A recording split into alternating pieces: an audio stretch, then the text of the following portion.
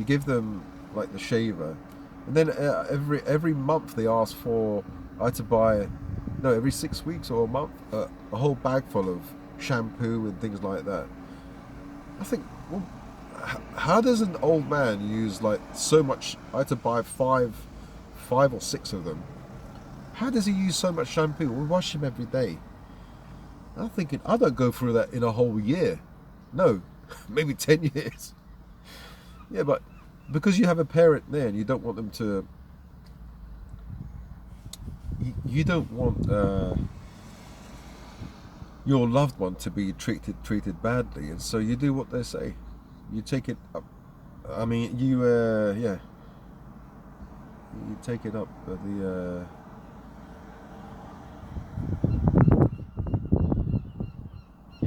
exhaust pipe because you love your dad, you love your mum. You don't want to upset anyone because then, when you're gone behind closed doors, you don't know what they're going to do to your loved one. So, you're going to do as you're told. Not as you're told, kind of as you're told, for the love of your father or your mother. £50? Yes, here's £50. You need the soap? Yeah, here's the soap. You need the shaving thing? Okay, here's the shaving thing. They even asked me for bloody a fan.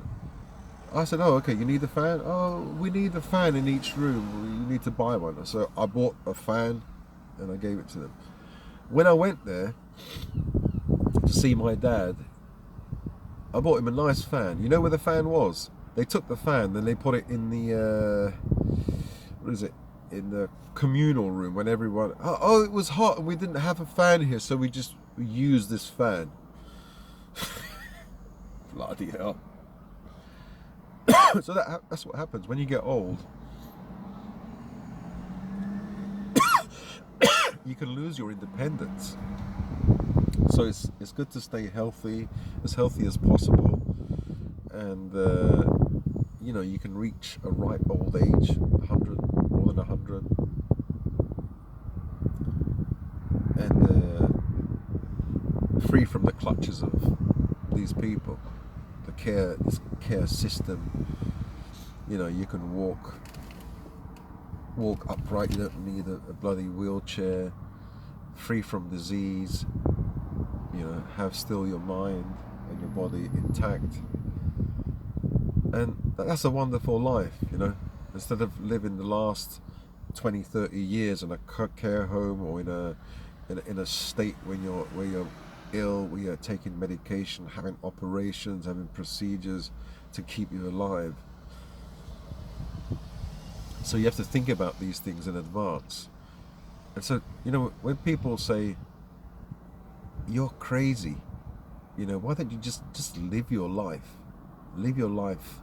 Have a Coke, have a takeaway, do some drugs, get laid, live life. Yes, okay, live life. But the problem is, they don't think about what's going to happen in the future. They've lived their life, they're knackered, they're in a bed, and they're suffering. But I tend to think about the future. And so they say immortality is impossible. Extending your life to the 200 or 300 or 400 is impossible. So what's the point? Well, you can see it this way. Oh, sometimes I see it this way when I'm negative. Even if you can't reach that goal, it's a bit like, the saying, well, I've heard this before, reach for the stars and catch the moon. So you may not be able to reach that star. It's so far away. The sun is our nearest star. But if your goal is to reach the star, you'll force yourself and push yourself to go as far as possible, and you can catch the moon. So if reaching the stars is immortality, and the moon is here, the moon is 200 years, the moon is 250,000 miles away. Say the moon is 250 years. reaching the sun is like 10,000 years, 20,000 years. By aiming at the sun, it's easier to catch this. By the time you've given up, I can't reach the sun. Oh wow, I've just passed the moon. If you see what I mean. By reaching for something that is impossible, it's so far out, then other things that you would have thought are really difficult, become more accessible. So for example, if you try to break the world record, 100-meter world record, and the world record is like 10 seconds or 9.9 seconds, and you say, well, man can't go faster than 9.9 seconds, that is the world record.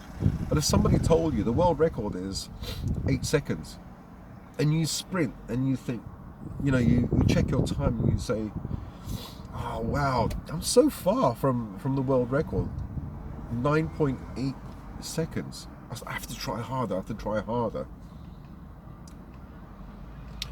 and once it's an impossibility to reach 8 seconds, but you get to say 9.5 seconds and you think, what the hell, I am rubbish, I'm useless. You've actually beaten the world record. But somebody lied to you and they said the world record is actually 8 seconds. So you push yourself to a certain level and you can reach goals that you would have thought you'd never reach. So if somebody says to you, oh, by the time you're 70, you should be a great granddad, and sitting in a wheelchair on a porch somewhere ready to kick the bucket. It makes space for all the young'uns. When instead, if somebody says, no, at the age of 120, you can go and sit on your porch, At the age of 100, you still be having children, and, you'd think you'd behave in a different way, you'd act in a different way. Maybe. Just maybe. Well, anyway, what are your thoughts about, your decline in financial wealth? It happens to everyone, doesn't it? At a certain age, at your peak, you're making the most money. You have a house, but that house you're going to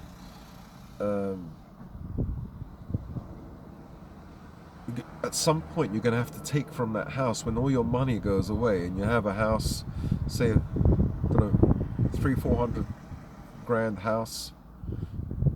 If you get divorced, a large chunk is going to be taken away if you're a bloke. But then the money you have left, as you get older and older, you might have to sell that house and buy a smaller house, so you can free up money so you can access that money to make ends meet. So what are your thoughts about this? As you get older, how can you some people say invest. Well, you have to have a lot of money to invest. Or can you invest a small amount of money? Some people say, oh, put money in the premium bonds, and you have an opportunity to win $1 million a year. Sorry, $1 million. Is it every week? No, every month they do the premium bonds, don't they? And you can you have an opportunity to win $1 million every month. But the chances of you winning that $1 million is like billions to one, because so many people have got premium bonds.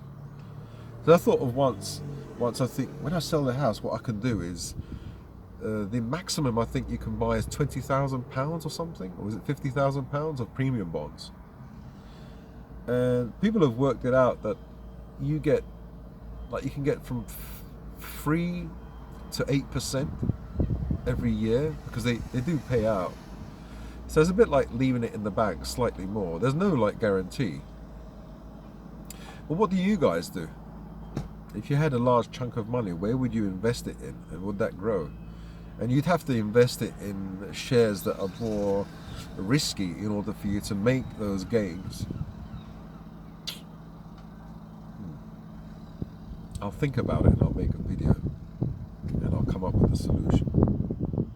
Anyway, guys, I'm going to do some shopping because the doggies need their drumsticks. I'll speak to you in another video, another wonderful video. If I decide to make one, that is. Spiral up, love yourself and each other, and love God, of course. Speak to you later. Bye.